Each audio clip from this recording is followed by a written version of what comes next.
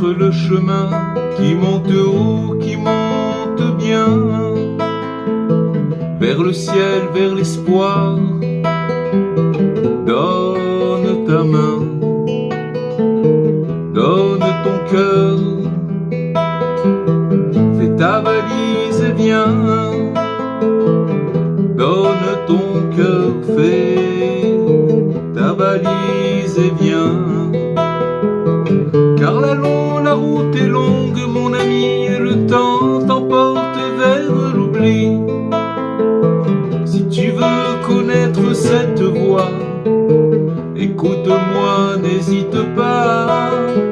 Ce chemin qui monte vers le haut, il descend parfois aussi très bas. Il y a des jours où il fait chaud et des nuits où l'on tremble de froid. Alors écoute un bon conseil d'ami pour les jours où tu auras réussi. Ne t'endors pas sur le bord du chemin, mais continue et pense au lendemain. Tu as compris ce qu'il faut faire l'été, ramasser, récolter, toujours travailler, recommencer comme si tu n'avais rien, car en vérité, rien ne t'appartient. Entends maintenant le chant de l'hiver, celui des nuits qui n'en finissent pas. L'essentiel dans les grands froids d'enfer, surtout, surtout ne te décourage pas. Courage ami, tiens bon mon gars, la route est longue et l'hiver finira. Un grand printemps t'attend déjà, où tout ton chemin fleurira.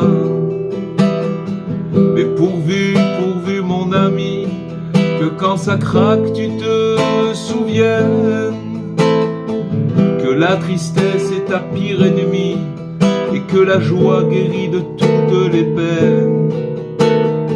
Je t'ai dit quel est le chemin de l'espoir qui mène vers ton Père. Si tu veux bien avant demain, donne ton cœur et tu réussiras. Courage, ami, tiens bon mon gars, la route est longue et l'hiver finira. Un grand printemps t'attend déjà, où tout ton chemin fleurira. Je t'ai dit quel est le chemin de l'espoir qui mène vers ton Père. Si tu veux, à bien avant demain, donne ton cœur et tu réussiras.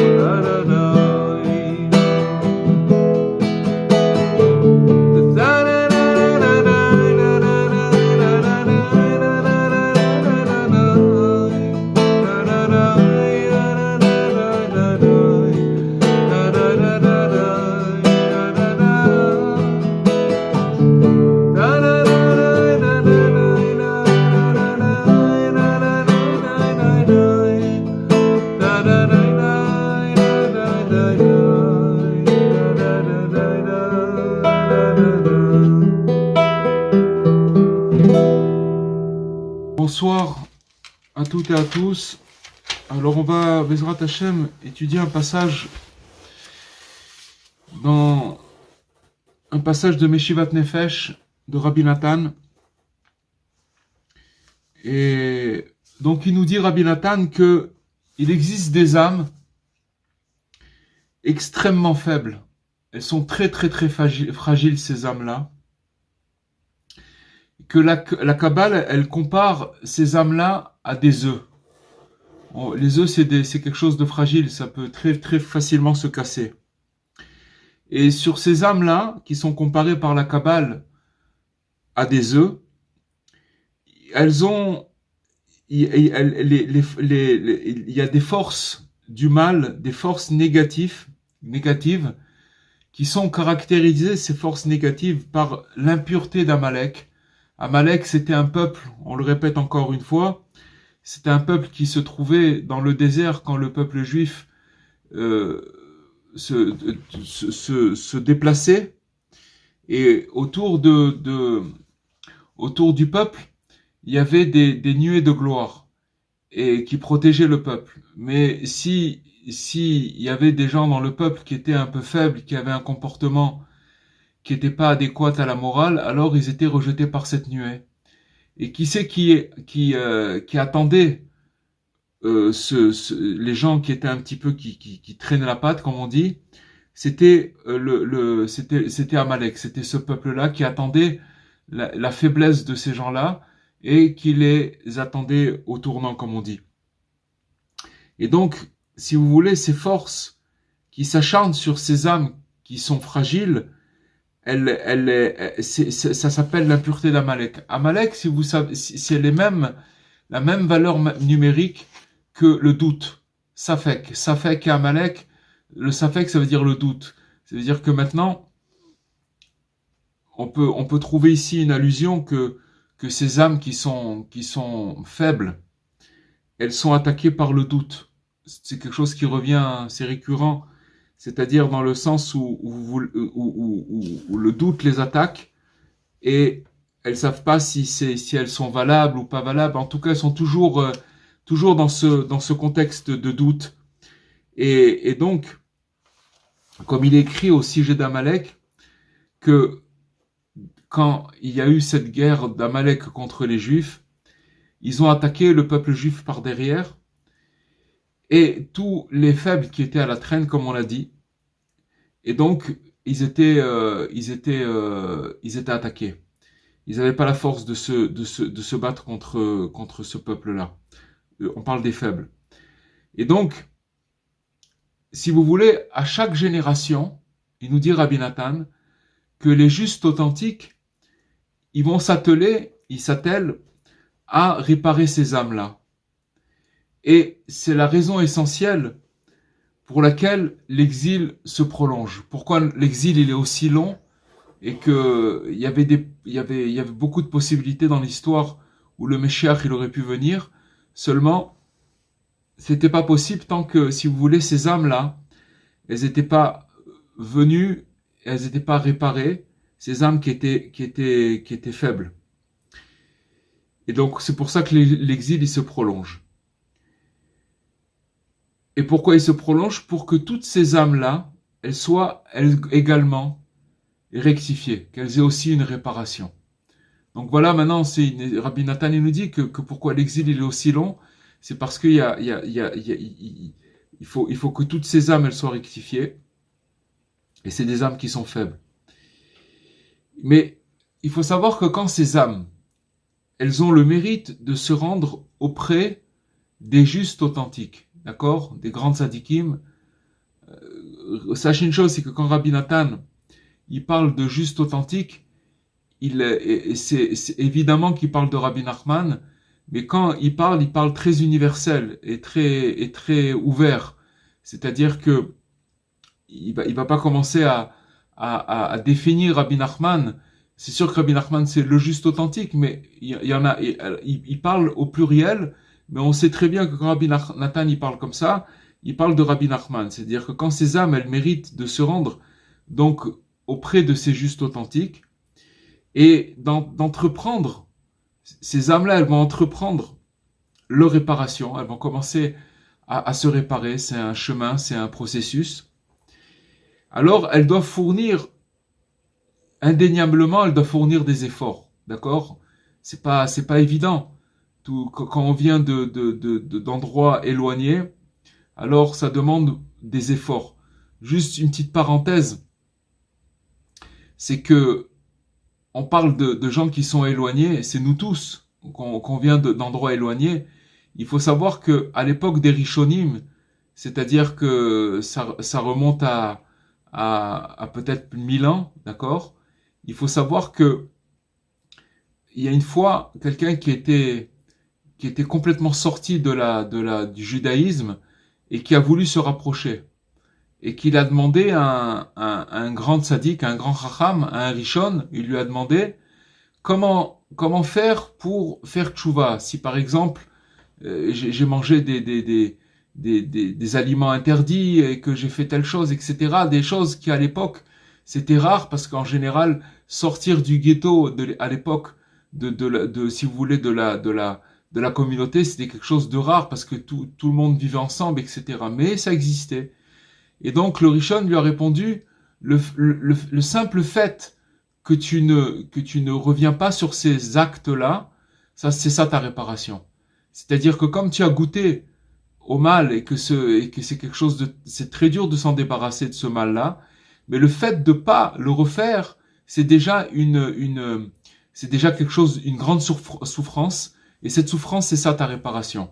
Donc ça veut dire que maintenant, quand vous avez ces âmes qui se rapprochent des justes authentiques, et qu'elles doivent fournir des efforts pour s'améliorer, et d'où viennent ces efforts?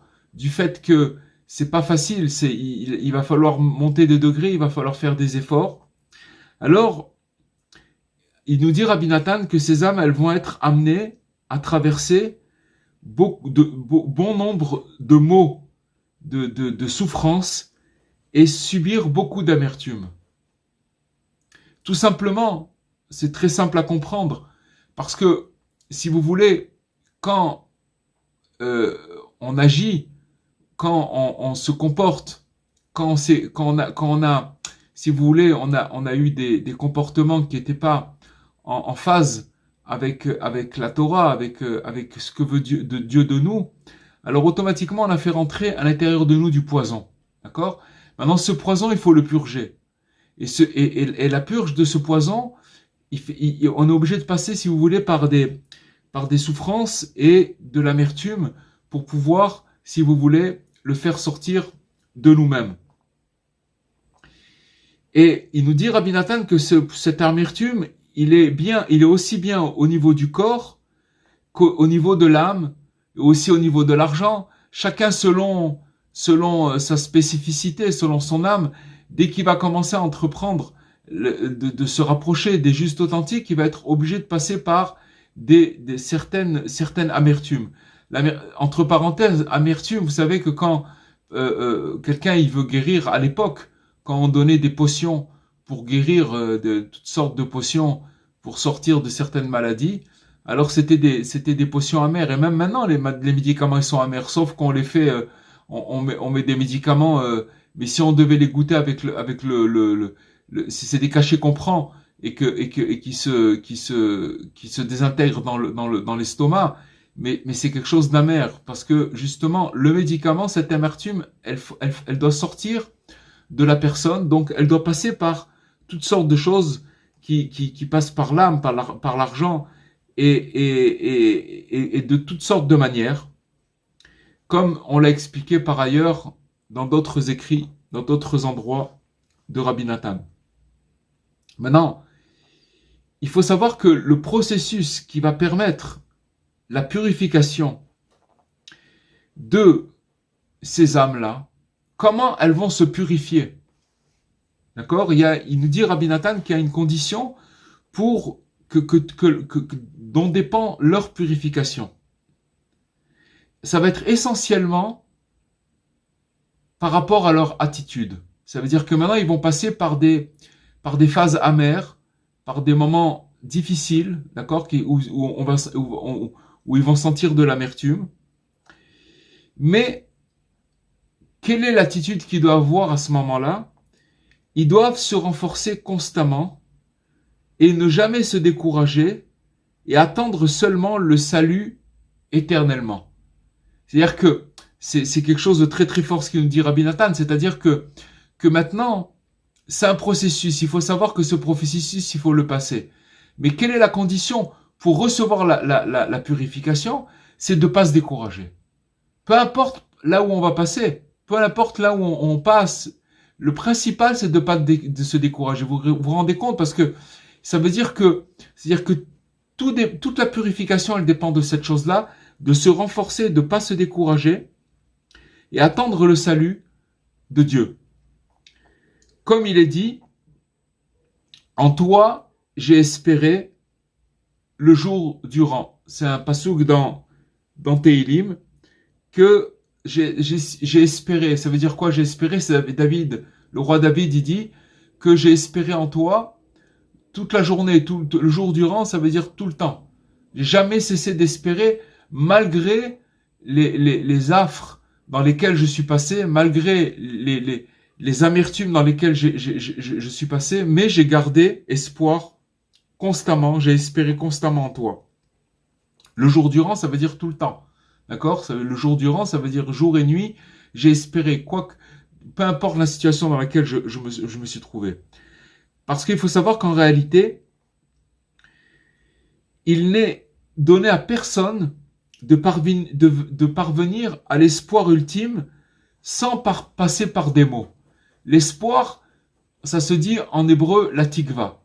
D'accord? La tikva, c'est-à-dire que c'est un sentiment que malgré l'endroit où je me trouve, malgré les problèmes que je passe, eh bien, j'ai de l'espoir. D'accord? Ça veut pas dire que maintenant, il y a quelque chose qui a changé, mais j'ai de l'espoir. C'est quelque chose d'invisible, l'espoir.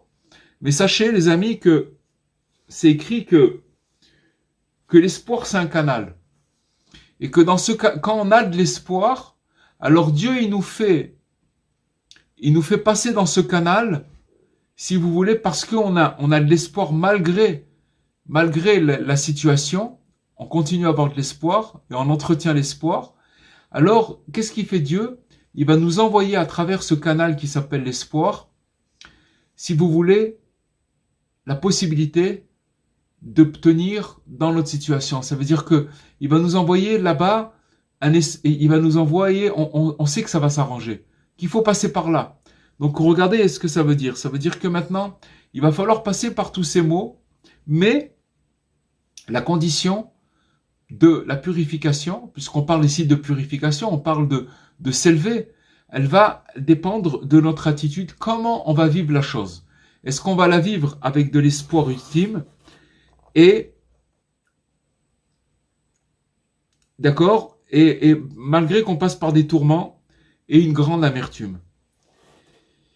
C'est la raison pour laquelle, d'ailleurs, on doit s'affliger sur la destruction du temple.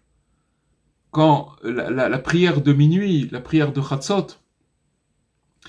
elle parle de la destruction du temple. C'est-à-dire que maintenant, quand, si vous voulez, on est affligé pour la destruction du temple, maintenant, il faut savoir que pourquoi la destruction du temple? Parce que la destruction du temple, c'est notre médicament.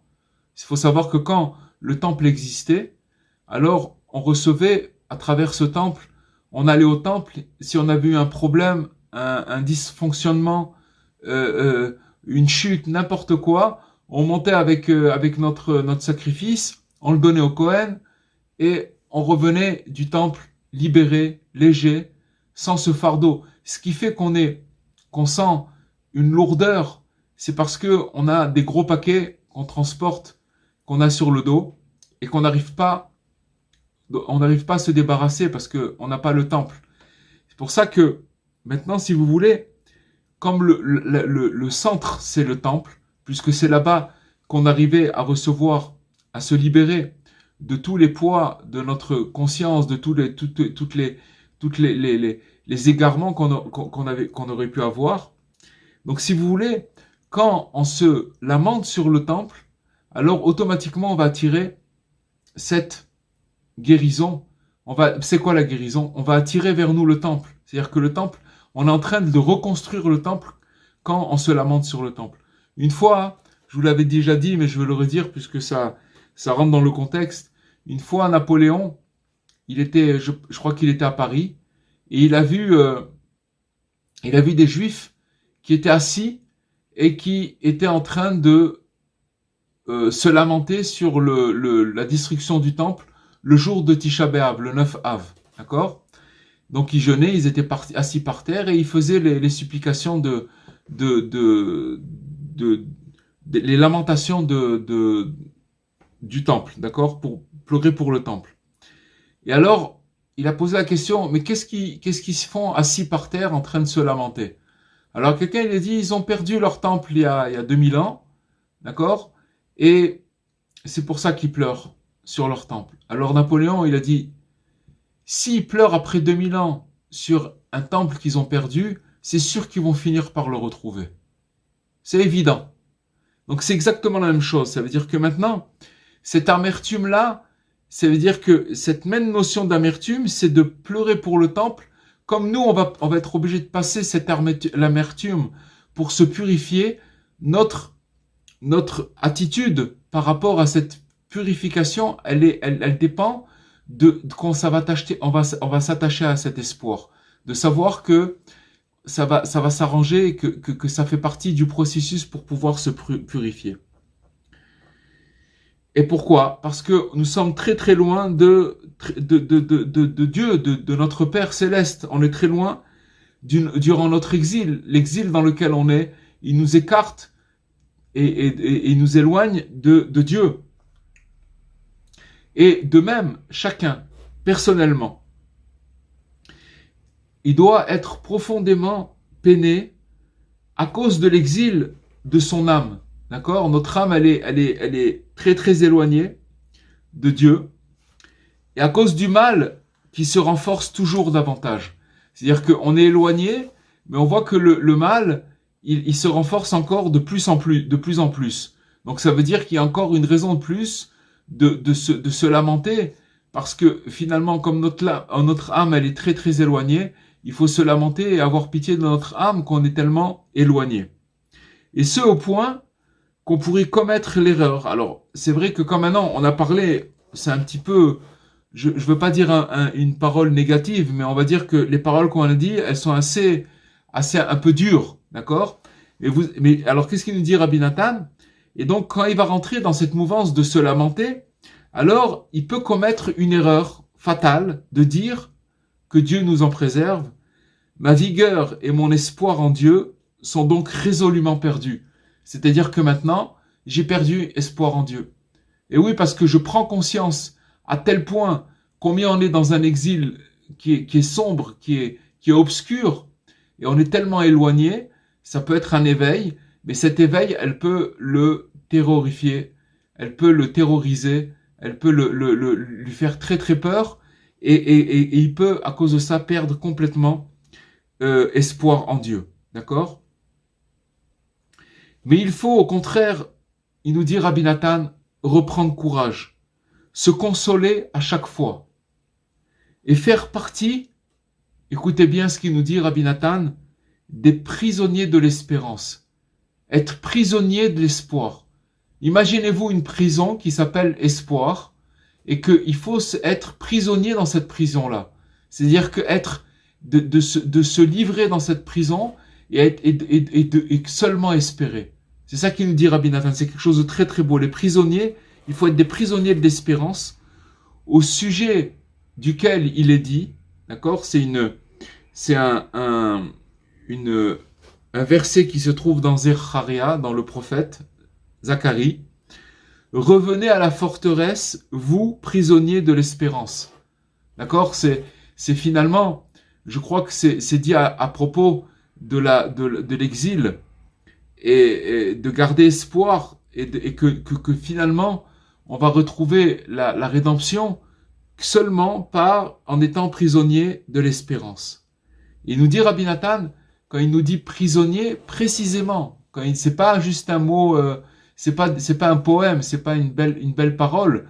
Prisonnier, il nous dit précisément, il met le doigt sur le mot prisonnier, car il faut être ligoté à l'espoir authentique. Alors maintenant, il va nous expliquer qu'est-ce que ça veut dire l'espoir, et surtout l'espoir authentique. Qu'est-ce que ça veut dire? Parce que on peut espérer, mais on peut espérer des choses qui sont pas bonnes. Mais là, Rabbi Nathan, il va nous expliquer qu'est-ce que ça veut dire l'espoir authentique et d'être attaché au plus fort à cet espoir-là, sans jamais délaisser son espérance, car les bontés de Dieu ne sont pas épuisées, elles sont jamais épuisées les bontés de Dieu, et se renouvelle chaque matin. Vous voyez, des fois, on peut en avoir marre de nous-mêmes pour certaines raisons, chacun avec ses raisons. Et ce qu'il nous dit Rabbi Nathan, c'est qu'il faut être attaché et ligoté à l'espoir. Et pourquoi? Parce que les bontés de Dieu, elles ne sont jamais épuisées. Et qu'elles se renouvellent chaque matin. Quand le soleil se lève le matin, quand le petit matin arrive, il faut savoir que toutes les bontés de Dieu, elles se renouvellent et que ce qu'il y avait hier, ça n'existe plus. C'est-à-dire que maintenant, il a renouvelé sa bonté. Maintenant, si nous, on est resté et qu'on a perdu espoir, ça veut dire qu'on peut plus, on peut pas profiter de cette bonté. C'est-à-dire qu'on passe à côté de quelque chose de nouveau qui nous passe sous le nez. Et donc, on peut pas recevoir cette lumière-là. Donc, il nous dit qu'il faut être prisonnier de cette espérance. Il est donc bon, nous dit Rabbi Nathan, d'attendre silencieusement le secours de Dieu. Il va finir par arriver. Mais attention, le secours de Dieu, il arrive à une condition. Si on est resté attaché à cet espoir, à cette espérance, de rester attaché. Attaché, c'est ligoté, il nous dit Rabbi Nathan. Attaché, ça veut dire avec des menottes, c'est comme si on est dans une prison, ça veut dire c'est la chose qu'on ne lâche jamais, jamais cette espérance.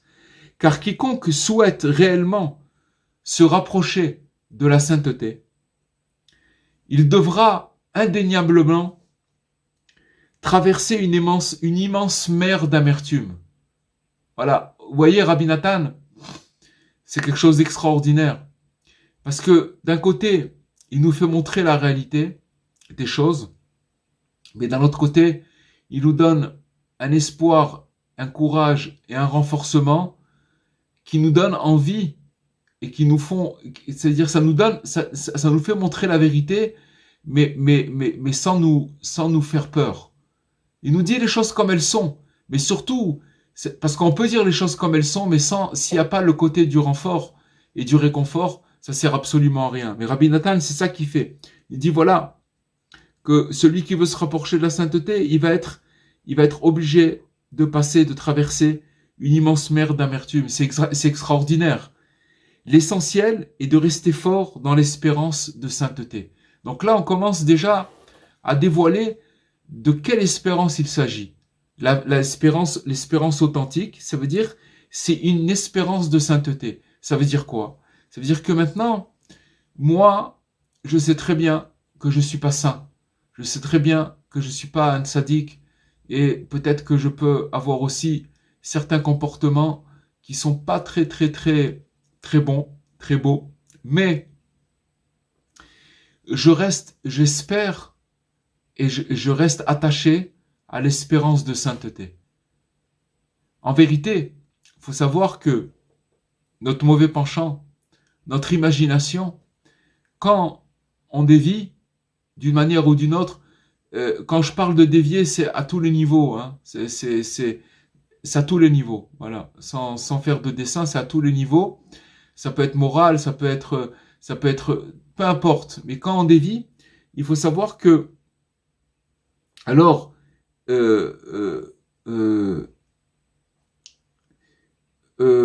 j'ai perdu le fil. Quand on dévie, il faut savoir qu'il faut rester attaché à cette espérance et c'est ça la condition. Parce que voilà, quand on dévie, si vous voulez, notre imagination, elle nous fait croire que ça y est, c'est perdu. Et donc on perd l'espoir. Perdre l'espoir, ça veut dire tomber dans le désespoir. D'accord? Il y a l'espoir et le désespoir. Donc quand on perd espoir, automatiquement on est dans le désespoir. Ça veut dire qu'on n'arrive pas à croire que Dieu il renouvelle ses bontés chaque matin, chaque moment, il renouvelle ses bontés. On n'arrive pas à y croire. Et à cause de ça, alors on perd l'espoir. Alors c'est là où Rabbi Nathan il vient et nous dit quand tu vas te trouver dans une situation pareille, à ce moment-là, ton travail il consiste à une chose, c'est de garder espoir, soit prisonnier de l'espoir, soit prisonnier de l'espérance, sois ligoté à cette espérance, ne la lâche jamais. Parce que c'est grâce à ça que tu vas avoir le mérite de te purifier. Et cet espoir, c'est l'espérance de la sainteté, de sainteté. Maintenant, il y a ce qu'on est en train de dire, ça exprime par allusion dans la déclaration de nos maîtres de mémoire bénite nous disent au sujet des signes distinctifs des œufs qui sont purs. Il faut savoir que dans la Torah, il y a certaines œufs qui ne sont pas purs. D'accord ? Il faut pouvoir les distinguer. Comment je reconnais un œuf pur d'un œuf impur ? Moi, je ne sais pas ce qu'il y a dans l'œuf. Un œuf, ça reste un œuf. Si je prends un œuf d'autruche, c'est un œuf. Bon, c'est vrai qu'il est un peu gros, mais il y a des œufs qu'on peut se méprendre et on peut pas savoir de quel animal, de quel oiseau, de quel volatile il vient cet œuf. Et donc, je peux me tromper et manger un aliment qui est pas autorisé, qui est pas cachère. Donc maintenant, dans la loi, nos maîtres, ils nous disent le signe distinctif pour reconnaître les œufs qui sont purs et qui sont autorisés à la consommation. D'accord ? Alors, si les deux extrémités des œufs, elles sont arrondies ou pointues, ça veut dire c'est un œuf qui est rond, ou alors un œuf qui est pointu en bas et pointu en haut, d'accord, en haut et en bas. Donc, dans le cas où c'est les deux extrémités sont rondes ou alors pointues, l'œuf est, sans aucun doute, il est impur. Ça veut dire que on a la certitude qu'il vient d'un animal qui est pas pur, donc on peut pas le manger. Alors maintenant, on va expliquer cette chose, ce phénomène, cette loi-là. On va l'expliquer par rapport à Rabbi Nathan. Il va prendre cette loi qui est une loi qui est dans le code civil, dans le Shulchan Aruch, et que il va développer cette loi en nous expliquant qu'est-ce que ça veut dire un œuf qui est pur et un œuf qui est impur. Qu'est-ce que ça veut dire ces deux extrémités quand les deux extrémités, elles sont rondes, c'est-à-dire que l'œuf il est rond, ou alors que les deux extrémités sont pointues et que l'œuf il est pas propre à la consommation. Qu'est-ce que ça veut dire on va expliquer ce que ça veut dire. Alors, il nous dit que lorsque les impies, les gens qui sont les profiteurs, les impies, d'accord, et tous les gens éloignés, qui sont éloignés de la vérité, et qui rencontrent quelques maux ou afflictions, ça veut dire qu'ils vont être confrontés à des difficultés. Donc c'est des gens qui sont loin de Dieu et qui cherchent que le profit, d'accord ? Alors ces gens-là, dès qu'ils vont avoir des problèmes, des épreuves, des maux, d'accord, alors ils n'arrivent pas à se consoler et ils n'ont pas l'espoir de s'en sortir. C'est comme ça. Ça veut dire qu'ils n'arrivent pas à se brancher sur l'espoir. Pourquoi ? Parce que justement, le simple fait qu'ils sont que dans le profit, alors dès qu'ils vont avoir quelque chose qui va entraver le bon fonctionnement de ce qu'ils ont l'habitude que tout marche, dès qu'ils vont avoir un problème, une amertume, une angoisse ou un problème qu'ils vont rencontrer, d'accord, technique ou n'importe quoi, alors ils vont pas pouvoir trouver ils vont pas trouver l'espoir. Comme il est écrit, ils renoncent à l'espoir d'échapper aux ténèbres. C'est-à-dire que maintenant, s'ils avaient l'espoir, alors ils sortiraient des ténèbres. Mais comme ils n'ont pas l'espoir, alors ils restent dans les ténèbres. Ils n'arrivent pas à sortir. Ça veut dire qu'ils sont angoissés, ils n'arrivent pas à se remonter, ils n'arrivent pas à se remonter. Ils restent donc enfoncés dans l'inquiétude et dans une grande morosité. Ils sont angoissés, ils n'arrivent pas à trouver la consolation. Et ils perdent complètement espoir en Dieu. C'est-à-dire, en d'autres mots, si ça roule, alors ça va, ils sont contents, mais si ça va pas, alors là c'est la catastrophe. Et parfois, lorsqu'il leur arrive, au contraire, quelques bienfaits, d'accord? Ça veut dire que ces gens-là, ils arrivent à avoir des bienfaits qui sont liés à la nourriture, à la boisson, à l'argent, à toutes ces choses-là, d'accord, qui amènent du bien au corps, etc. Alors ils vont rire aux éclats. C'est-à-dire que s'ils ont une galère, ils sont cassés en morceaux. Et si tout va bien, il y a de quoi boire, il y a de quoi manger, il y a de quoi, voilà, il y a tout ce qu'il faut pour profiter au maximum, alors ils vont rire aux éclats. Il nous dit, Rabbi Nathan, ils vont rire aux éclats. Et ils passent leur journée à faire la fête et ils ne prennent nullement attention à la finalité de l'existence. Ça veut dire que, voilà, tout ce que je peux profiter, je profite maintenant, et je ne sais pas ce qu'il y a après, ça m'intéresse pas, donc je vis le moment présent, et point, c'est tout, tout ce que je peux profiter. Entre parenthèses, c'est exactement l'exil dans lequel on se trouve. C'est l'exil d'Ésaü, c'est-à-dire que quand il a vendu son droit d'aînesse à son frère Jacob, à Yaakov, il lui a dit, il lui a dit, à quoi, je vis maintenant, je veux profiter parce que de toute façon après, excusez-moi, je vais crever, je vais mourir. Donc tout ce que je peux maintenant, c'est ça la philosophie des saves. C'est je profite tout ce que je profitais maintenant parce qu'après je vais mourir. Alors il faut que je profite, que je croque la vie à pleines dents. Et donc ça veut dire qu'ils ne voient pas la finalité de l'existence. C'est ce que nous disions donc au sujet de l'œuf. S'il possède deux extrémités arrondies, d'accord? C'est-à-dire que, qu'est-ce que c'est les deux extrémités arrondies? Rabbi Nathan, il nous dit, dans l'œuf, qui est impur, c'est que ça fait allusion à la tristesse et au deuil dans lesquels ces personnes sont plongées. D'accord? D'ailleurs, entre parenthèses, et savent quand il a vendu son droit d'aînesse contre un plat de lentilles, les lentilles, c'est quelque chose de rond. Ça veut dire qu'il fait montrer qu'il n'y a pas de but. Ça veut dire que voilà, il faut profiter de ce terre-là et que c'est quelque chose de triste. C'est quelque chose ça fait allusion à la tristesse. On voit pas d'avenir, on voit pas de perspective. C'est-à-dire qu'il y a que ce monde-là, il y a que cette matérialité-là, et en dehors de ça, il y a rien d'autre. Donc c'est quelque chose qui amène énormément de stress. C'est pourquoi, faites attention, vous allez voir des gens extrêmement riches qui ont tout ce qu'ils veulent autour d'eux, vraiment, et vous allez vous rendre compte qu'il y a beaucoup de tristesse.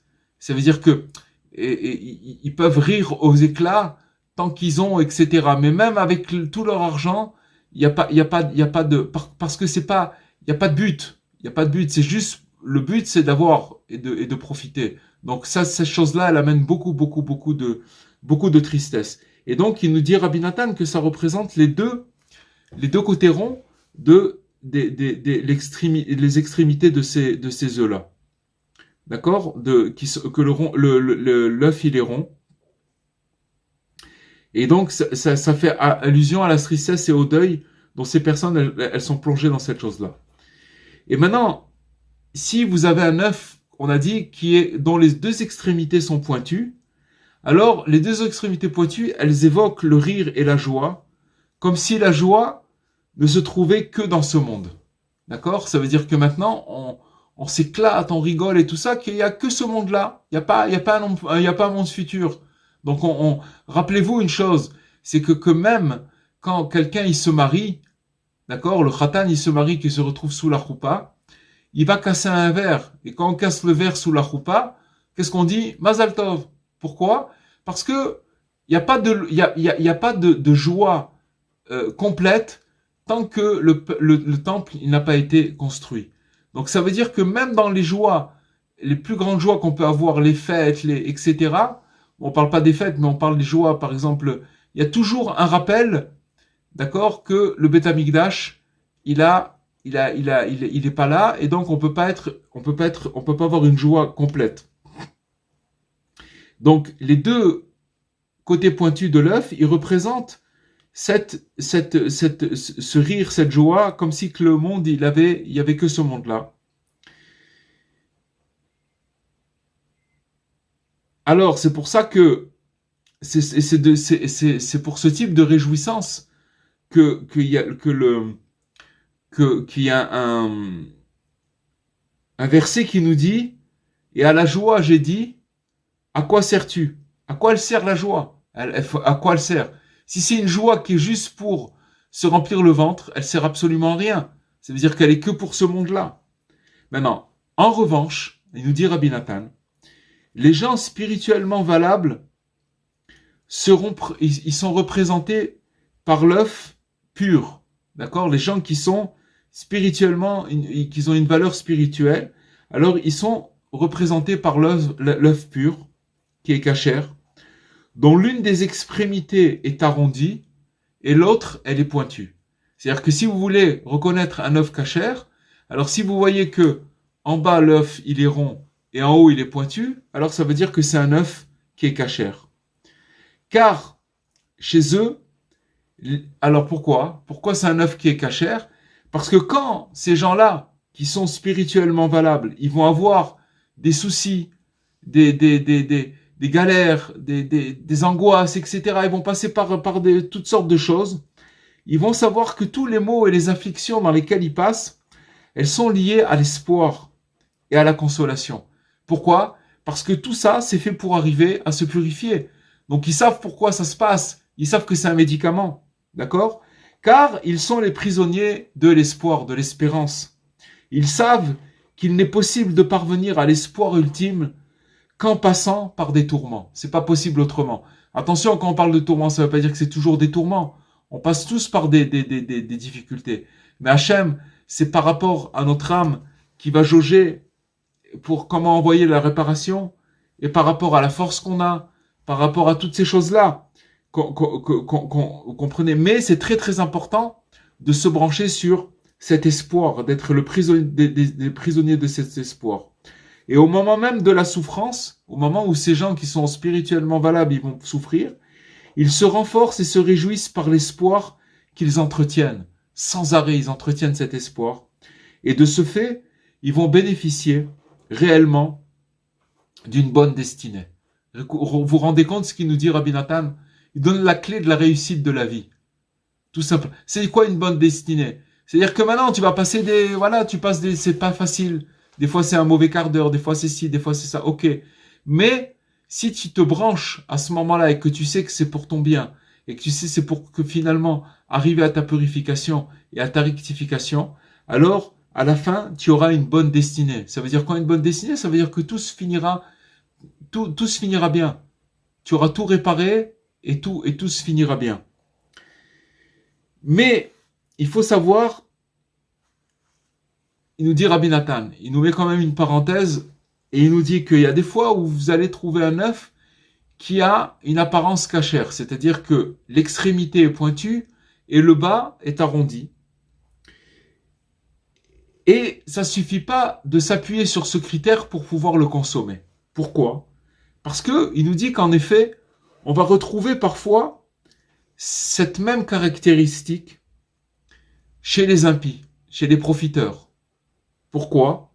Parce qu'ils vont supporter des souffrances et des amertumes aussi, afin de concrétiser quelques espérances des désirs de ce monde.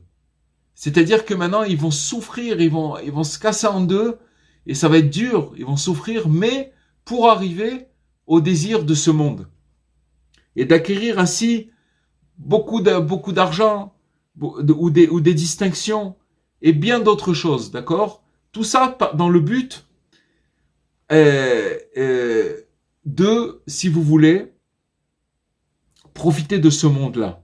Donc si vous voulez dire, eux aussi, ils ont de l'espérance, mais c'est pas la bonne espérance, puisque c'est une espérance qui s'arrête à ce monde-là, d'accord? Et en période de souffrance, ils se consolent avec l'idée, ces impies, qu'ils pourront ensuite assouvir leur désir dans ce monde-là. D'accord? C'est pas grave un truc, mais après on pourra s'éclater. Pourquoi? Parce que le but c'est de s'éclater. C'est ça le but. Il n'y a pas un autre but. D'accord? Une telle souffrance et un tel espoir, bien évidemment, ne sont pas positifs puisqu'ils sont tournés vers les désirs de ce monde.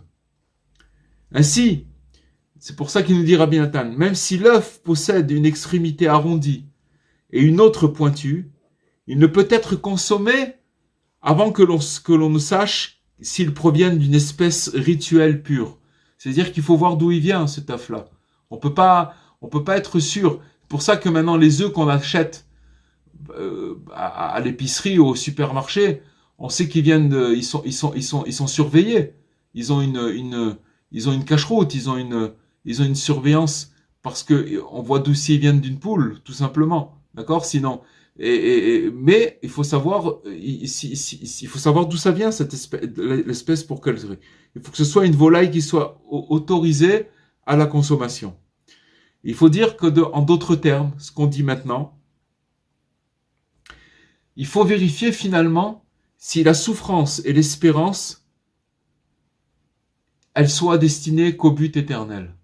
C'est-à-dire que maintenant, tout ce que je souffre, et oui, pourquoi le but éternel? Parce que l'éternel, le but éternel, c'est que le temps qu'on passe ici dans ce monde, il est très très très restreint par rapport à l'éternité. Donc, il faut investir dans l'éternité. Ça veut pas dire qu'on doit pas avoir une maison. Ça veut pas dire il y a des grands Tanaïm du Talmud, des grands tzadikim qui avaient la possibilité de faire revivre des gens qui étaient morts, d'accord, qui avaient quitté, que leur âme avait quitté leur corps, et qui étaient très riches. Rabbi Yehuda Hanassi, celui qui a écrit la Mishnah, il était immensément riche. Moshe Rabbeinu, il était riche. Seulement, leur richesse, elle les dérangeait pas. Au contraire, la richesse dans laquelle ils étaient, cette richesse, elle les aidait à s'élever et à se rapprocher d'Hachem. On a vu, il y avait des tzadikim qui étaient très très très pauvres, mais vraiment très pauvres, qui n'avaient même pas un morceau de pain de quoi manger. Il y en avait d'autres qui se baladaient en carrosse, chacun selon sa neshama. Mais le truc, c'est de savoir où c'est qu'on se branche. Est-ce qu'on se branche dans ce monde-là, ou est-ce qu'on se branche, on espère, et que tout ce qu'on est en train de passer, que c'est pour accéder au monde futur.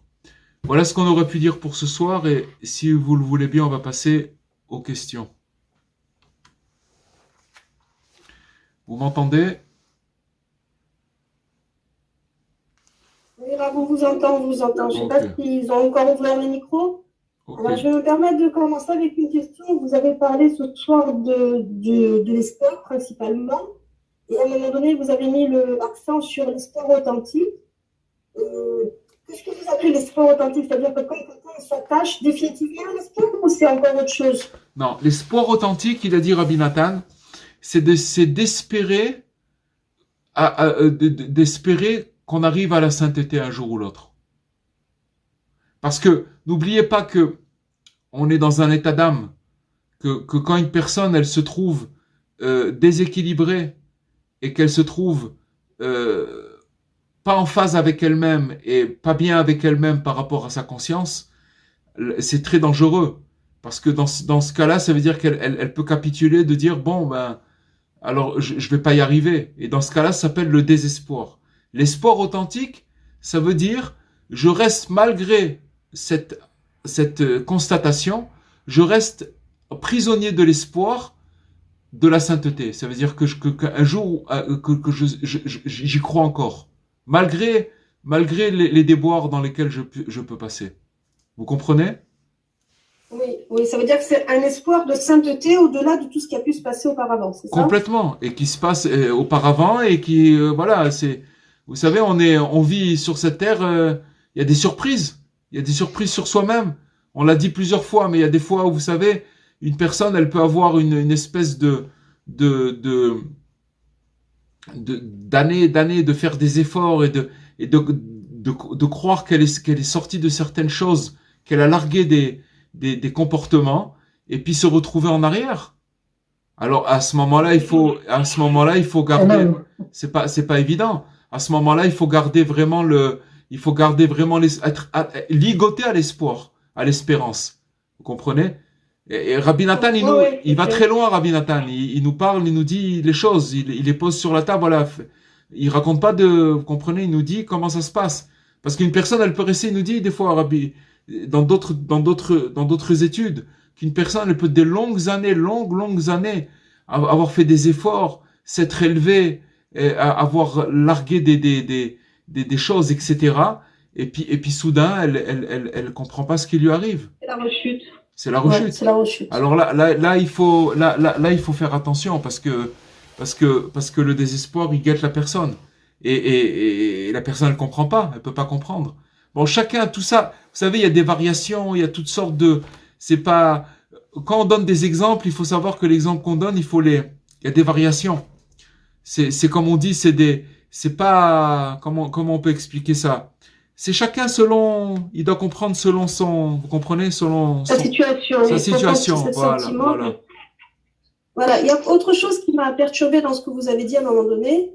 Vous avez expliqué que finalement, celui qui va perdre l'espoir et qui va dire c'est trop dur, j'y arriverai jamais, etc., qui va perdre l'espoir, lui va rentrer dans une certaine morosité et dans une tristesse, et tandis que celui qui va être prisonnier de l'espoir et va toujours avoir cet espoir de sainteté, il va s'en sortir. Mais si je peux me permettre, il y a aussi l'entre-deux, c'est-à-dire quelqu'un qui a l'espoir, qui veut arriver à la sainteté, mais qui arrive du mal à sortir de l'amorosité aussi. Il n'y a pas blanc et noir. Non, mais bien sûr. Alors c'est très simple. On est tous dans ça. On est tous dans ça. Mais oui, voilà. Alors c'est quoi? Non, alors c'est très simple. C'est que malgré ma morosité, malgré mon état, peu importe mon état, je garde l'espoir. C'est tout, je garde l'espoir. Je capitule pas, je garde l'espoir que je vais m'en sortir. Vous savez ce que ça veut dire de capituler? C'est de dire, bon ben, ok, ça marche pas, je baisse les bras. Et je reste dans ce jus-là, vous comprenez, dans cette chose-là. Enfin, Rabbi Nathan, il a donné deux exemples. Finalement, si vous voulez, il a parlé des impies. Que si vous voulez, que c'est quoi? Quand il parle des impies, ça veut dire c'est des gens que toute leur vie, c'est que ce monde-là. Il n'y a rien d'autre qu'à part ce monde-là. Ils vont travailler pour ce monde-là, ils vont faire pour ce monde-là. Ils voient pas en dehors de ce monde-là. Vous comprenez? Alors ça veut dire parce que alors ces gens-là, il a expliqué Rabbi Nathan que quand ils vont se retrouver dans une difficulté quelconque, alors ils vont tomber dans la morosité parce qu'il y a que ce monde. Vous comprenez? Il y a que ce monde. Oui, je comprends. Bah, je vais vous dire pourquoi je suis très perturbée, parce que j'écoute aussi d'autres rabbinim qui sont dans la même tendance. Et ce que j'entends comme message, c'est que si on est triste, si on est morose, c'est tout simplement qu'on n'a pas une vraie émouna. Et moi, ça me met minable d'entendre ça. Non. Mais non, mais vous... on peut pas... Madame Fitoussi. On est des êtres humains, il y a encore des choses... Mais Madame Fitoussi, c'est pas... Alors je vais vous dire une chose. Le message que vous avez entendu, vous l'avez mal compris? Ou alors, ceux qui l'ont dit, ils l'ont mal exprimé? Mais il y a une défaillance. C'est pas ça, on est dans une guerre. On est tous, ce qui nous dit Rabbi Nathan, on parle aussi, il parle des impies. Vous savez, dans la Bezrat Hashem, samedi soir, on va parler des 4 fils, d'accord? Le Chacham, le Tam, le Racha et celui qui s'est pas posé de questions. Ces 4 fils, ils se trouvent en nous. C'est-à-dire que l'impie, il est aussi en nous. Il y a un côté en nous, on voit que ce monde-là. Donc ça veut dire, vous comprenez? Ça veut dire que maintenant, ça veut dire quoi? Il n'y a pas d'émouna. Et Rabbi Nathan, il nous a donné un truc. Il dit, prends des menottes, prends des ficelles, attache-toi à l'espoir. Peu importe. Si tu vois, vous voyez, je vous donne un exemple. Vous parlez maintenant de la émouna. Alors, il y a des fois où on se dit, mais j'ai pas d'émouna. Et ce truc-là, il peut nous faire tomber très bas. Il peut nous casser le moral. Et alors, tape le moral complètement. Alors, côté, on fait un boulot et de l'autre côté, on se dit, très bien. À quoi j'arrive alors? Alors, très bien. Alors maintenant, comment on fait?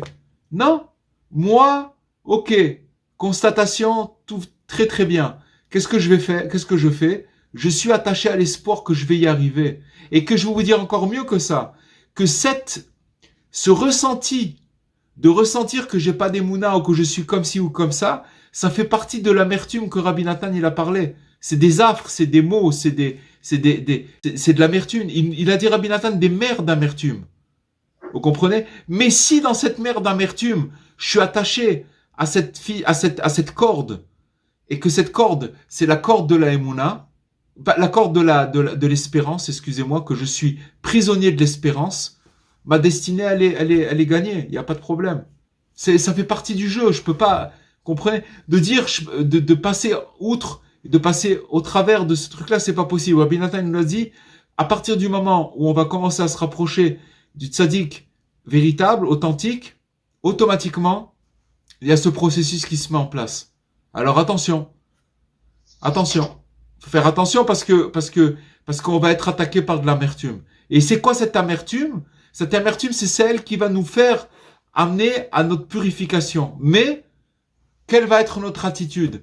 Est-ce qu'on c'est là où, si vous voulez, on prouve notre engagement par rapport au tzaddik. C'est-à-dire que, par rapport au tzaddik, dans la mesure où, si vous voulez, on prend les paroles, on dit, ok, c'est ça le traitement. C'est comme si vous prenez une personne, vous lui dites, écoutez, t'as un gros problème dans le corps ou n'importe quoi, et que maintenant, pour purger pour nettoyer ce que tu as, il va falloir que tu passes il y a un traitement qui est pas très agréable. Alors, la personne qui veut vraiment s'en sortir, qu'est-ce qu'elle va faire? Elle va se dire, ok, je le prends le traitement. Et quand je vais prendre le traitement, alors automatiquement, ça veut dire quoi? Ça veut pas dire que je vais pas souffrir, c'est que je vais souffrir, mais seulement je suis attaché à l'espoir. Maintenant, vous prenez quelqu'un qui veut bien se rapprocher du tzaddik, mais il veut juste l'extérieur. Ça veut dire qu'il veut pas, d'accord? Dès que ça commence à un petit peu être amer, oulala. Vous savez, pour raconter, vous voyez, c'est Mina Shamaim. Je vais vous raconter, je vous l'ai raconté déjà peut-être, mais je vais la raconter puisque c'est bientôt Pessah. Rabbi Nachman, il a dit qu'une fois, il y avait deux compagnons de route, un juif et un non-juif. Ils étaient copains. Et ils étaient un peu sans domicile, SDF, d'accord? Et ils allaient de ville en ville, de village en village. Ils traînaient comme ça. Et un jour, Pessah rapprochait. Et le juif, il a dit, écoute, il a dit à son pote, moi, le jour de Pessah, je suis obligé de faire le seder. Alors il explique au non-juif, voilà, le seder c'est comme ça se passe comme ça. Et moi je peux pas passer outre ce truc-là. Donc si tu veux, tu viens avec moi, tu fais ce que, d'accord, il y a de quoi manger. Oui, il y a de quoi manger dans un seder. Donc après, si vous voulez, ce juif-là, il a cherché une maison qui pouvait l'accueillir pour faire le seder avec son copain. Maintenant, Rabbi Nachman, il dit dans cette parabole, dans cette histoire, il dit que son copain c'était un non-juif allemand, d'accord? C'était un Allemand, ok. Donc il a trouvé une maison qui puisse l'accueillir pour faire le seder de Pessah. Et donc ils sont assis à la table de Pessah, Et donc ils commencent. Au début on dit la Haggadah, on fait le kiddush, après on arrive à la matzah. Après on mange, ou je crois que après on mange le maror. Et bon, il y a tout un rituel. Et le non-juif, il a commencé à se dire, mais attends, c'est quoi cette histoire-là? On mange du vin, on mange du pain qui est pas tendre, qui est des trucs qui sont durs pour les dents. Et à un moment, et des herbes amères. Et à un moment, ils sont arrivés au maror. C'est-à-dire, c'est les herbes amères, mais c'est ce qui s'appelle le réfort. C'est quelque chose c'est comme la moutarde, mais encore plus que les Ashkénazes mangent. Le sort de Pessah. Et donc, il a commencé à manger ce truc-là, et il a commencé à devenir rouge, et à tousser, jusqu'à un moment où il a pété un câble, comme on dit. Il s'est levé de la table. Il a dit, vous êtes tous des fous et tout. Il est parti, il a claqué la porte. Et il est parti dans l'auberge où il dormait. Et le juif, il est resté à table. Maintenant, il faut savoir que quand on arrive au maror, tout de suite après le maror, ça veut dire les herbes amères qui sont très très dures à manger. Tout de suite, il y a shulchan horer, ça veut dire c'est le repas. Et là, on commence à sortir le poisson, la mayonnaise et tout ce qu'il y a à manger, et une belle table, et tout ce qu'il faut, avec la matzah, etc. Donc on a fait la Haggadah, on est passé par tout ce truc, mais juste après les herbes amères, alors c'est le repas. Alors, qu'est-ce qui s'est passé? Ce juif, quand il a terminé son repas, il est rentré, il était repu, il a terminé la Haggadah, il est rentré dans son auberge, et il est arrivé chez son copain, le non-juif. Et il a commencé à lui dire, mais c'est quoi ces trucs-là?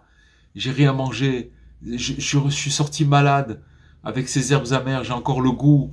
Et ce truc, il dit, mais si tu avais attendu un petit peu, après cette amertume, cette herbes amères, c'était tout de suite le repas, t'es parti, tu t'es énervé, et c'est toi qui as raté. Alors, c'est exactement la même chose. Il faut savoir que dans la vie, dès qu'on vient, on passe par des moments d'amertume. Il faut savoir que si on est attaché à l'espoir, comme il nous dit Rabbi Nathan, alors tout de suite après, il va avoir le repas. Tout de suite après, ça se calme. C'est pas que l'amertume, elle va continuer, elle va perdurer, pas du tout. À la fin, c'est tout de suite après, on va recevoir ce repas et on va passer la chose. Donc c'est ça la chose, c'est ça l'idée. C'est-à-dire que cette amertume dans laquelle on doit passer, c'est ça notre purification. Mais, si vous voulez, la purification, elle dépend de notre attitude. C'est ce qu'on va bien le prendre ou pas. Si on le prend mal, alors c'est le désespoir, on craque. Et dans ce cas-là, on truc. Peu importe qui on est, peu importe comment, dans notre état, peu importe qu'est-ce qu'on a fait ou ce qu'on n'a pas fait, le principal, c'est de garder l'espoir. C'est d'être prisonnier de l'espoir, c'est tout. Asiré atigva, ça se dit en hébreu. Asiré atigva, ça veut dire les prisonniers de l'espoir, de l'espérance. Voilà.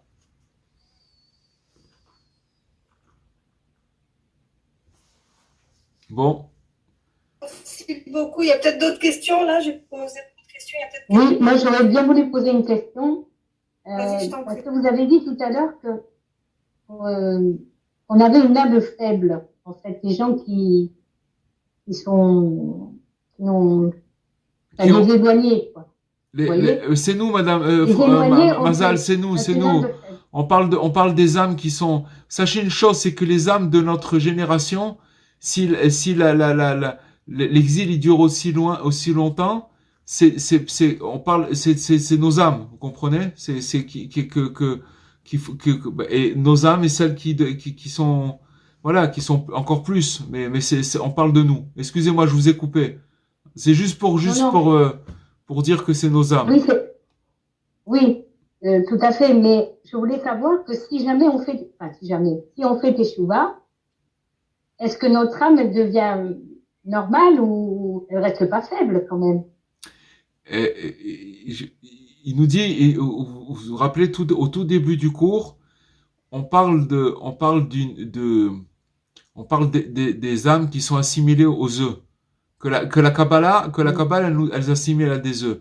Ça reste vous savez, je vais vous dire une chose, juste une petite parenthèse. Vous savez qu'un œuf, il peut tenir de plusieurs tonnes. Vous le savez, ça? Si vous prenez un œuf et que vous le mettez exactement, droit au centre d'inertie de l'œuf, c'est-à-dire au point zéro, et que vous mettez un lit à la place du pied, il tient, il y a pas de problème, ça tient. Il peut tenir mais si c'est pas juste dans ce centre-là, tac, il casse. Un œuf, c'est très fragile. Donc ça veut dire que ces œufs-là, ces âmes-là, c'est des âmes qui sont venues à la fin des temps. On est à la fin des temps. Et que Dieu, il attend que ces âmes, elles reviennent. Et que maintenant il y a des choses à réparer, il y a des choses à rectifier. D'accord? Il y a cette purification alors il nous dit, Rabbi Nathan, que va falloir passer. Votre question, c'est de savoir si elle reste faible. Ça change quoi? Oui. Ça change quoi? Pour moi, ça veut dire que une âme faible, c'est pas top, quoi. Mais non, mais attention, de toutes les façons, ça n'existe pas des âmes fortes, Mazal. Ça existe pratiquement pas. Pratiquement pas. Pratiquement pas, ça existe pas. Des âmes faibles, ça veut dire vous avez où des gens qui sont dans le fait de se rapprocher, et tous ceux qui se rapprochent du tzaddik, ils ressentent cet état dont Rabbi Nathan nous parle. C'est inévitable. Où on va être obligé de passer par ces amertumes, etc. Maintenant, il y a une autre possibilité, c'est que Dieu préserve de pas se rapprocher, mais ça veut pas dire qu'il y a de la lumière. Ça veut dire que c'est une certaine, il y a peut-être que la personne, elle peut avoir l'impression qu'il y a pas d'amertume, mais tant que ça marche, hein. Mais dès qu'il y a vraiment une embûche, Alors il nous dit Rabbi Nathan que y a pas, comment on peut se consoler. Moi je parle avec des gens, je suis en contact avec énormément de gens. Je vois que c'est pas facile quand il y a des épreuves, hein. C'est pas évident. Ah non. Pas évident du tout. Pas du tout, même. Alors maintenant. C'est pour ça que vous parlez. Pardon. Allez-y, allez-y. Non, je dis, vous parlez de cette lumière, en fait, et bon, vous en avez déjà parlé dans les cours, mais cette lumière, enfin, moi, je l'avais, et comme j'ai expliqué plusieurs fois, elle est partie, et j'aimerais bien retrouver cette lumière que j'avais au début de la Teshuvah, et surtout depuis que j'ai connu Rabbi Nachman, quoi. Encore une fois, cette lumière-là, on nous la donne au début pour pouvoir nous lancer. Mais elle nous appartient. Oui, c'est ce que vous aviez expliqué. Elle nous appartient pas. Elle nous appartient pas. Mais bon, voilà. Mais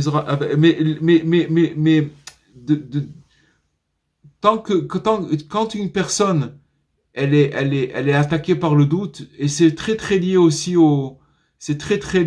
à la recherche de la princesse. Parce que le second du roi, hein, quand il est tombé sur les géants, il était obstiné. Ça veut dire que lui, il était vraiment ligoté à l'espoir.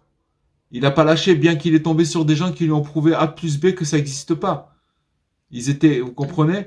Mais il était attaché à l'espoir, et à la fin, il a trouvé sa princesse, il a trouvé la princesse, il a trouvé son âme. Donc c'est quelque chose de, si vous voulez, Rabbi Nathan, il nous a expliqué ce soir le traitement. Voilà. Sache que tu t'es retrouvé sur la route du tzaddik, mais maintenant, tu vas être obligé de passer des états, que ces états, ils viennent, c'est-à-dire ça va dépendre de ton attitude, comment tu vas te comporter par rapport à ces états. Est-ce que tu vas pas désespérer? Est-ce que tu vas rester attaché à cet espoir-là? Bezrat Hashem. Voilà, oui.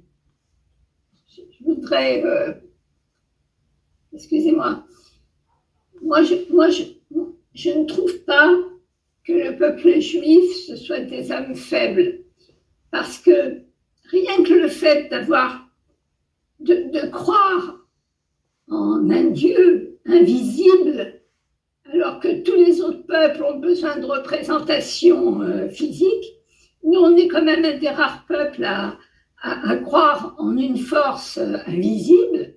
Rien que ça, déjà, je trouve que c'est une grande émouna, et je trouve que on n'est pas des âmes faibles. Alors, sachez que ce que vous dites, c'est 100% vrai. Mais ce qu'il nous dit Rabbi Nathan quand il nous parle d'âme faible, c'est pas dans ce domaine-là. C'est sûr que ce peuple que vous l'avez très bien expliqué, c'est des gens très grands et très forts. Mais il faut savoir que justement parce qu'ils sont très grands et sont très forts, il y a des fois, ça veut dire quoi une âme faible dans le contexte dans lequel on a étudié ce soir? Ça veut dire une âme qui doute de sa grandeur.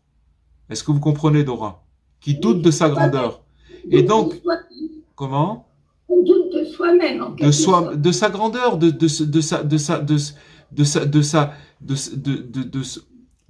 son point, de sa valeur, d'accord? De sa valeur. La valeur, on parle pas de la valeur, on parle de la valeur ultime, la valeur essentielle, la valeur de l'âme, d'accord? Et c'est ça qu'on appelle des âmes faibles. Ça veut pas dire que même ces âmes faibles-là, quand on parle du mot faible, ça veut dire qu'elles sont faibles. Ça veut dire que justement, elles sont très faibles dans ce sens-là, qu'elles doutent énormément. Comme on l'a dit il y a 2 cours, on a un petit peu évoqué les fils qui ont été échangés, la fille de la servante et le fils de la servante et la fille et le fils du roi, ils ont été interchangés. Ça veut dire que ils ont grandi. Le vrai fils du roi, il a grandi chez la servante. Et donc, il a des attitudes royales, mais seulement, comme il l'a vu où il a grandi, alors il a des grands doutes sur lui. C'est ça qui s'appelle une âme faible. Mais en vérité, c'est sûr qu'il est fort. Dans son essence, il n'y a pas plus fort que ça. Vous voyez que c'est pas une contradiction.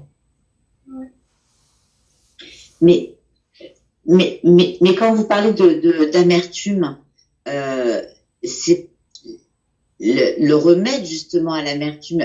L'amertume, c'est dans la quête de la vérité d'Akadosh Baruch Hu, et l'amertume s'en va justement avec l'attachement au tzaddik.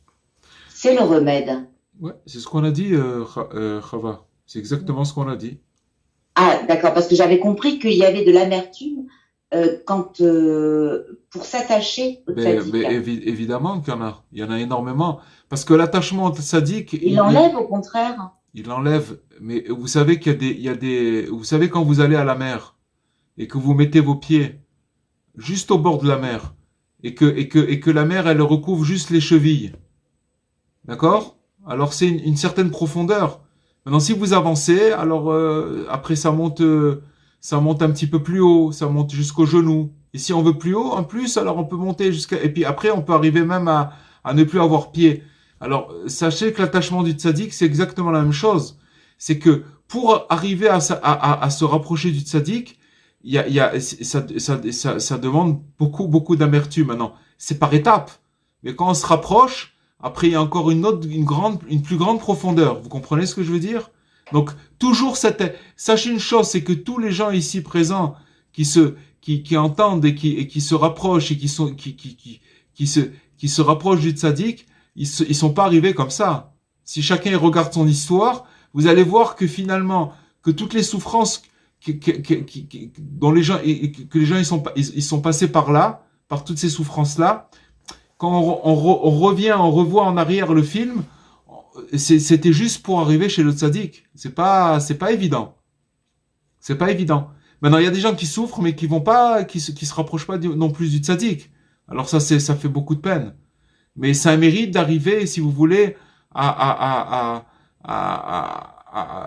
mais c'est sûr que maintenant, de se rapprocher du tzaddik, c'est ça qui enlève l'amertume. Ça, c'est vrai ce que vous dites à 100%. Mais seulement, pour se rapprocher, il faut passer par l'amertume. Vous comprenez ce que je veux dire? Et après, cette amertume, elle va être atténuée quand on va se rapprocher. Mais l'amertume, il faut la passer. On peut pas passer ça. C'est pas comme ça. C'est pas... Vous savez, il y a beaucoup de gens qui viennent et truc, waouh, c'était super, Ouman, et truc, waouh, et truc, et quelle joie, quelle fête, et truc, et tout ça. Et puis après, il y a un processus qui commence à se mettre en place. Et puis, comme on dit, il y a des choses qui changent. Ça veut dire qu'il faut tenir la route un petit peu. Comprenez ce que je veux dire? C'est plus maintenant c'est pour ça que, si vous voulez, c'est ça qui dépend de notre comportement, notre attitude par rapport, que quand ça arrive, est-ce qu'on reste attaché à l'espoir? C'est ça toute la condition. Voilà, avec l'aide de Dieu. C'est pour ça que, excusez-moi, c'est pour ça que j'en parle avec mon fils et il me dit, c'est vrai que moi, je lui dis, c'est dommage que j'ai pas connu Rabbi Nachman plus tôt. Alors, il me dit, mais maman, il me dit, si tu n'avais pas connu Rabbi Nachman, d'abord, c'est passé par là où on est passé, et après, donc, c'est, justement, tu ne serais pas arrivé là à avoir connu Rabbi Nachman maintenant. Si j'avais, connaître Rabbi Nachman, c'est pas si, d'abord, pas si j'avais connu avant. Ça vient en son temps. Ça vient quand, ça vient quand on décide, quand Hachem il décide, quand le tzaddik il décide. Ouais. Ça peut pas venir autrement. Ça peut pas venir autrement. Moi, est-ce que vous pouvez, je comprends pas très bien ce mot amertume. Ah bon? Eh ben. Par quoi, qu'est-ce que vous voulez dire par amertume? Ça vous arrive jamais, Dora, d'avoir de l'amertume dans la journée? J'ai des fois de la tristesse. Mais c'est une sorte d'amertume. La tristesse, c'est aussi de l'amertume. Vous savez, quand quelqu'un il est triste, il pleure. Et quand les pleurs, c'est très salé. C'est amer, les pleurs. Les larmes. Si vous goûtez une larme, c'est salé. Donc, ça veut dire que la tristesse, elle peut amener des larmes, et c'est ça, c'est l'amertume. La tristesse, c'est amer. C'est pas quelque chose de très, c'est amer. La tristesse, c'est très amer. C'est ça l'amertume. Mais pourquoi le fait de se rapprocher du tzaddik, ça devrait nous rendre triste? Non, on n'a pas dit ça. Non, on n'a pas dit ça. On n'a pas dit que le fait de se rapprocher du tzaddik, ça nous rend triste. On a dit que à partir du moment où on est dans ce processus de se rapprocher du tzaddik, alors ça veut dire qu'on est dans un processus de se rectifier. On a donné l'exemple, si vous prenez par exemple une personne qui est malade, d'accord, elle doit enlever cette maladie, que Dieu préserve, quelqu'un il a un problème, il doit purger le mal qui est en lui. Maintenant, ce mal-là, il lui fait mal. Alors, c'est quoi mal, maladie? C'est le mal qui dit, d'accord, maladie. Le mal, il a dit. Alors ça veut dire que maintenant, ce mal-là, il doit sortir. Maintenant, pour se guérir, des fois, ça fait mal de se guérir. Il faut se libérer de certaines choses. Comprenez? Il faut se libérer d'habitudes qu'on avait. Tout ça, ça s'appelle de l'amertume, c'est amer. C'est comme on a donné vous savez, dans tout le cours qu'on a dit, on a dit beaucoup de notions. C'est que si vous écoutez, vous allez voir que tout est dit là-bas. Que quand, par exemple, quelqu'un, il veut prendre un médicament, eh ben, le médicament, il est amer. Maintenant, il va pas le prendre, il va dire, ah, non, mais moi, je veux pas de médicament, c'est amer, je veux pas. D'accord? Alors, reste comme ça.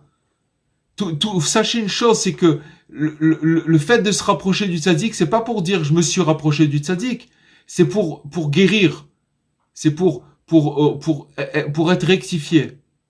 Alors, guérir, c'est pas, quelqu'un, que Dieu préserve, quelqu'un, il a un problème, il doit aller à l'hôpital, ou il doit suivre des traitements, etc. C'est pas agréable. Ou même prenez même un enfant, que faut amener un enfant chez le dentiste parce qu'il a des caries. S'il reste avec ses caries, c'est très amer une carie. Ah, mais maintenant il doit aller chez le dentiste. Ah, le dentiste, il doit lui faire passer par, et c'est pas facile. Il doit peut-être lui mettre une piqûre pour l'endormir là-dedans. Après, il doit lui faire des frises et des machins et des trucs. C'est pas agréable. Non, si tu veux pas, alors il y a pas de dentiste. D'accord, il y a pas de dentiste. Alors, c'est pas de problème.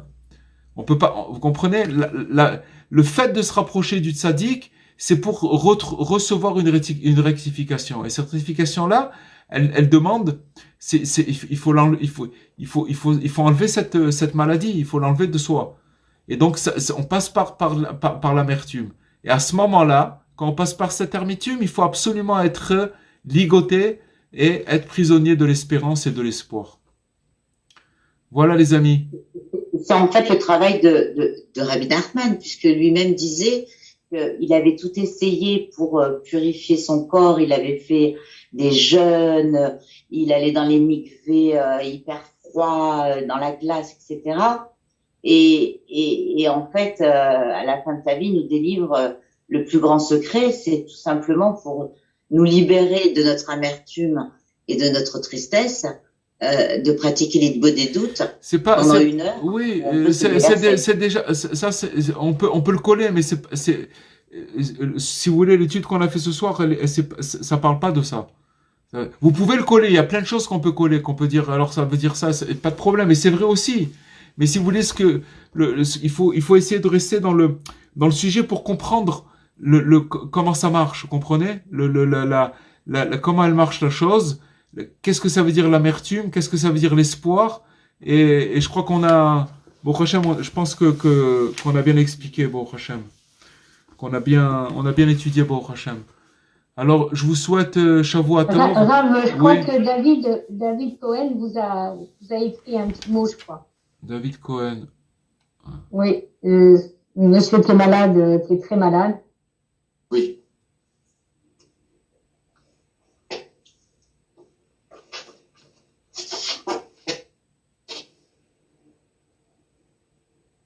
Rav, comment on se retrouve après la fête, après Pessah? Ouais, je voulais vous le dire. Non, attendez, une seconde, je suis en train de lire le... Bon, Hachem, ce qui nous dit David, c'est que voilà, bon, Hachem, regardez où il est, David. Si vous lisez son mot, c'est exactement, ça veut dire qu'il y a toutes les raisons que Dieu préserve de se décourager de trucs, mais regardez, n'oubliez pas que dans le cours, on a dit que des fois, cette amertume, elle doit passer par des souffrances physiques ou des fois des souffrances spirituelles ou des fois avec l'argent. Vous comprenez? Et regardez, on voit qu'il est branché à cet espoir-là, qui sait très très bien que cet espoir, mais bon, Hachem, il va. Mais c'est dur aussi, c'est très dur pour lui, là. Bien sûr que c'est dur, mais vous savez, je vais vous dire, je m'occupe maintenant d'une personne qui est relativement âgée et qui perd la tête. Je peux vous dire une chose, c'est que on a intérêt, comme il dit le David Ameller, ne me laisse pas dans ma vieillesse, ne me laisse pas tomber quand je serai vieux.